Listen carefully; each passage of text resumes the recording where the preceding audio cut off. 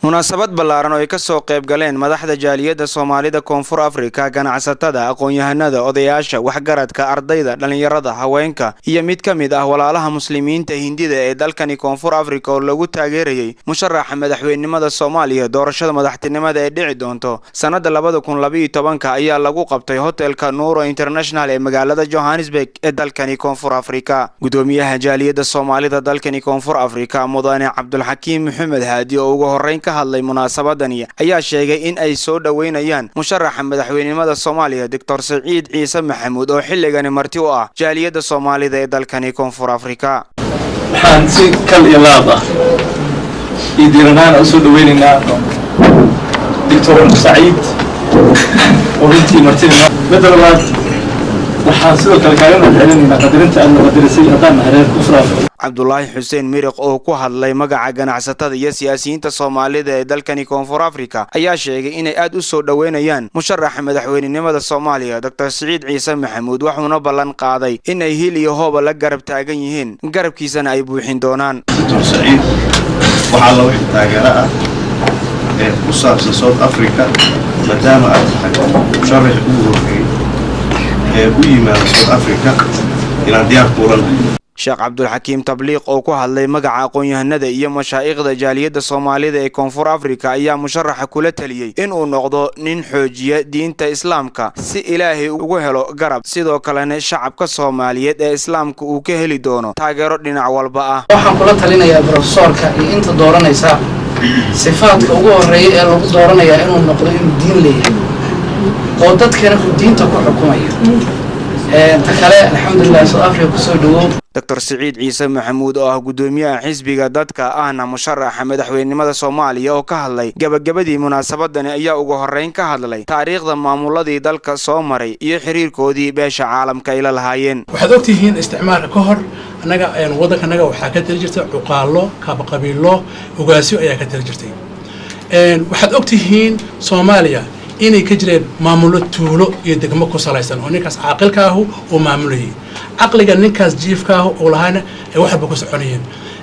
waad garan kartaan inaysan jirin maamul guud inaysan jirin cadaaladda waa garanaysaa qabiilka degmada iskale ayaa inta kale ka sareeyay ama maartay wuxuu ah. Dr. Saciid Ciise Maxamuud ayaa sidoo kale sharaxaad ka bixiyay waxyaabaha ay xisbigiisu u ka bedeli karo dalka Soomaaliya iyo waxyaabaha ay daneynayaan inay ka hortagaan oo ku sheegay inay ka mid yihiin ciidamada shisheeye nidaamka federaalka 4.5 iyo maamul goboleedyada laga badbadiyay. xisbiga dadka muxuu noqon karaa macnihiisa asaantaas uu leeyahay wax xisbi midnimo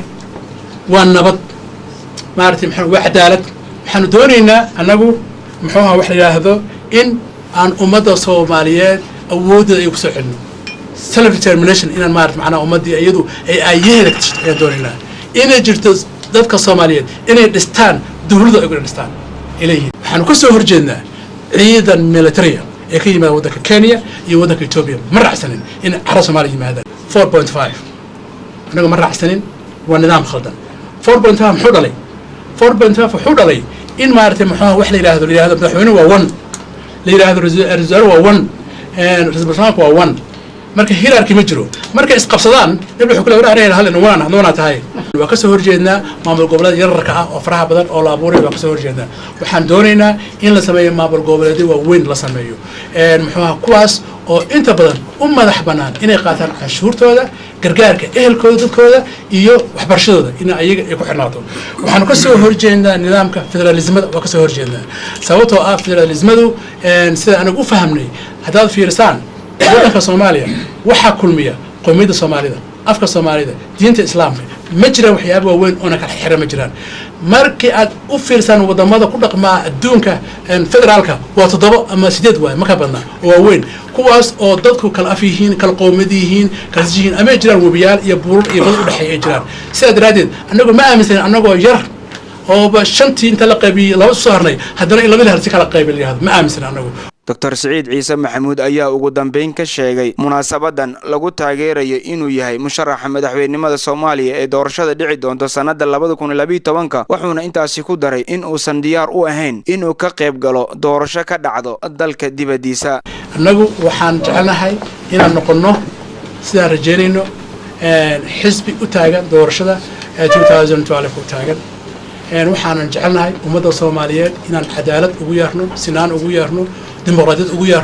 ugu yeerno maartay muxuu wax yaado annagu waxaan aaminsanahay islaamnimaan aaminsanahay meel dhaafi karna male qofka uu islaamnimo aaminsan yahay Soomaalidu waa muslim islaamnimaas anaga maxluum maartay macnaha noo ah أنا حرنوه. بروفيسور عبد القادر حسن علمي أو كميد قنيهانين الصومالية كودا قندال كان كونفور أفريقيا أيا تاريخ قوما كبيحيي مشرح الدكتور سعيد عيسى محمود. بروفيسور سعيد عيسى محمود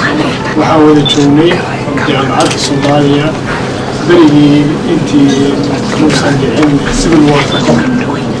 كل شقيني